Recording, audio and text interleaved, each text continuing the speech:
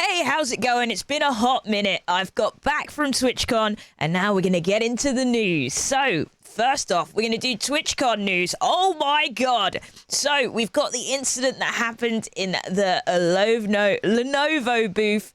Lenovo in trouble, potential lawsuits. Basically, what happened was Adriana jumped out of the pulpit into this foam, but it was poorly padded out and broke her back in 2 places. I've got the video here. If you're squeamish, I'm sorry. Oh my God! So she jumps from a height and then lands in the foam, breaks her back in 2 places. Her back is broken right now.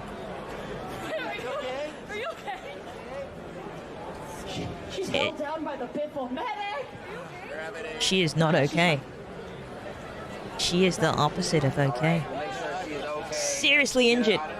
See, this is why, okay? This is why I don't do these things. You had the incident at TwitchCon in Amsterdam with the Razer booth with the mechanical ball where someone messed up their leg. Like, I'm not doing it. I'm out of these events because they're poorly like safety checked, and just everyone just sort of does them, and you know, the consequence that she suffered. I mean, she's gonna have a long recovery. There's a video of her the other day where she walks for the first time, and you know, just think what kind of revenue you're going to be missing out, and cost of living, medical expensive if you're American, you know. It's just not worth. I don't do any of these things. I wouldn't recommend you do them either. It's not a good time.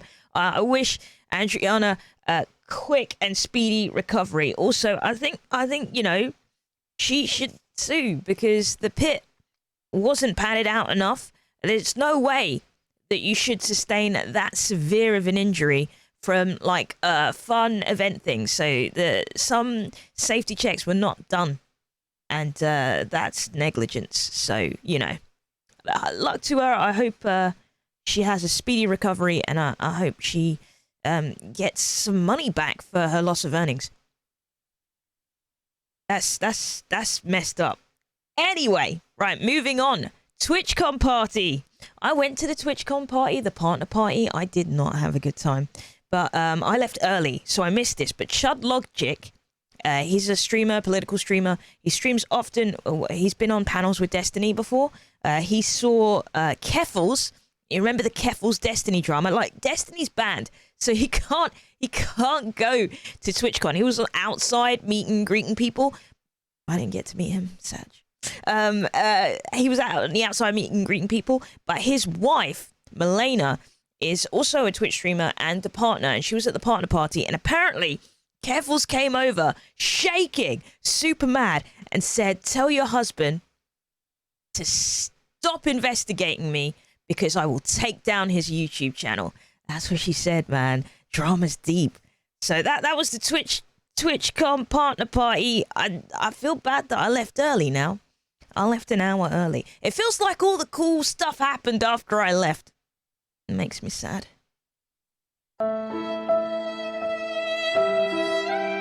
Yeah, I didn't have a good time at the partner party.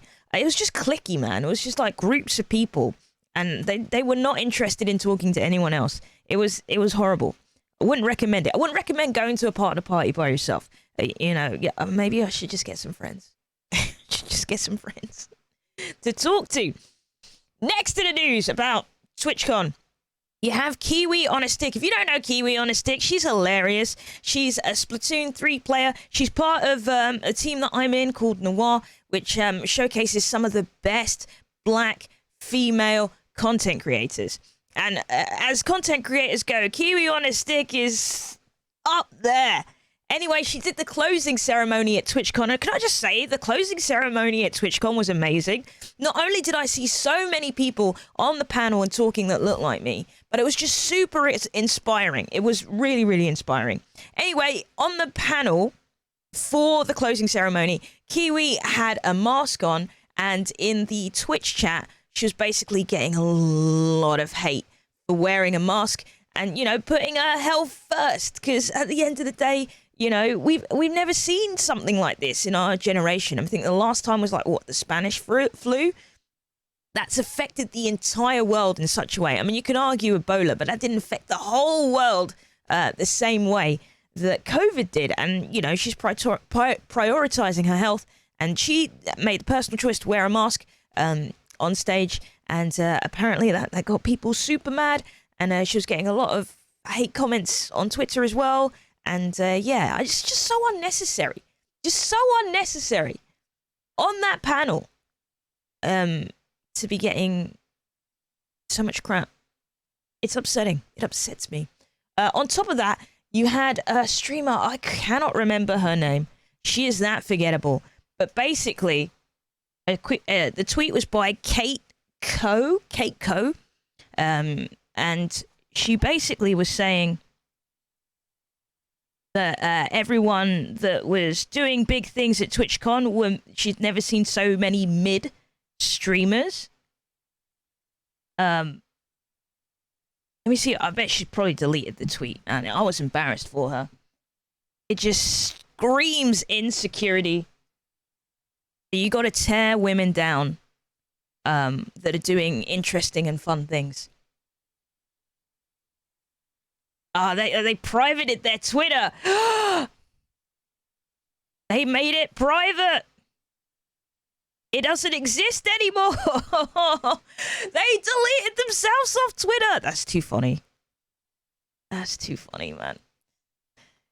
Oh, man. But basically, they did a tweet that said that TwitchCon, like all the people doing cool and interesting things, closing ceremony, all that stuff. She said she's never seen so many mid, like as in looking wise, looking streamers in her life.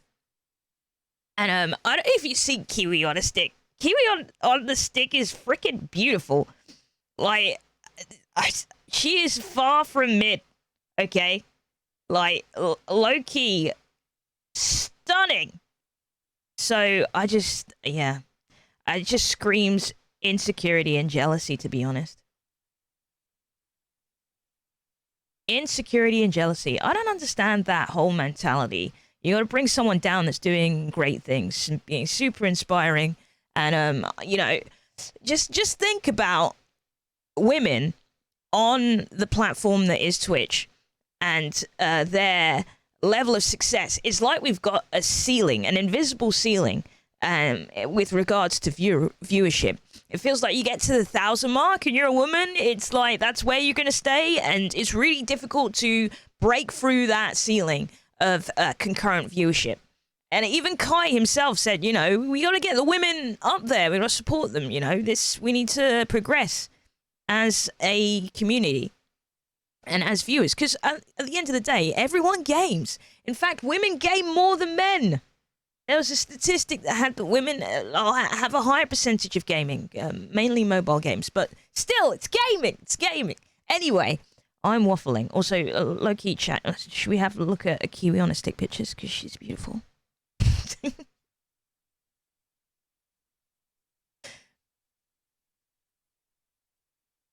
I met her, chat. I met her. And she said it was lovely meeting you. And I was like, oh my god, I'm going to die. All right, I've got the tweet here as well. Let's show you the tweet. Right, this is the tweet that she sent out. Catco sent out. And it said, massively underwhelmed by the girls everyone keeps hyping up who attended TwitchCon. I never seen so many mids in my life. And she pressed tweet on this. Exactly. There's Kiwi, by the way. Kiwi on the stick. She is not mid. She is not mid! Anyone that says that Kiwi on the stick is mid, she's not mid. Anyway, moving on. XQC got COVID. I'm not surprised. If you saw XQC's meet and greet line, it was insane. It was insane. I've never seen so many people in my life. That is, yeah. And imagine you meet and greeting, hugging, taking photos with all those people. Like, someone's going to have COVID. Someone's going to be either asymptomatic and have COVID or be like, I'm meeting XQC today. So, you know, all in all, to be honest, I'm not surprised he got COVID. I wish him a speedy recovery as well. There are a few cases of sexual assault at TwitchCon. There were two big streamers, male streamers, so XQC and Kai, were sexually assaulted by a woman, and that's not okay. But also, there was a predator that had done some shady stuff outside of TwitchCon, but wasn't reported. No one said anything about this guy, and this guy, I think are they partnered? I'm not sure if they're partnered or they're affiliate, but they did some shady stuff at TwitchCon as well, and I feel like if the previous stuff was reported to Twitch, they would have done something about it, and now you've got more victims, and yeah. But I don't want to, like, victim blame either.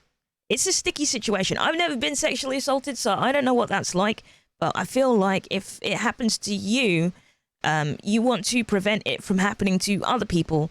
So I would, if it had happened to me, I'd do everything in my power to make sure that the authorities know and the people at TwitchCon know that that person does these things so they don't do them to other people.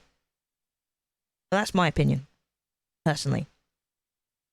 But yeah, the closing ceremony was great. It was the only big event thing that I went to at TwitchCon. I kind of just was meeting lots of people and walking around, getting food.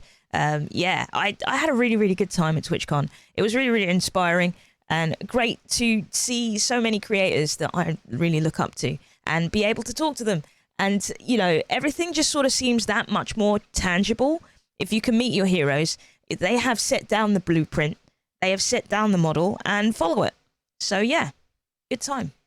Had a really good time. Shout out to Twitch as well. I really enjoyed our panel. We did a panel about streamer etiquette in the BIPOC community. And yeah, it was really great. I learned a lot.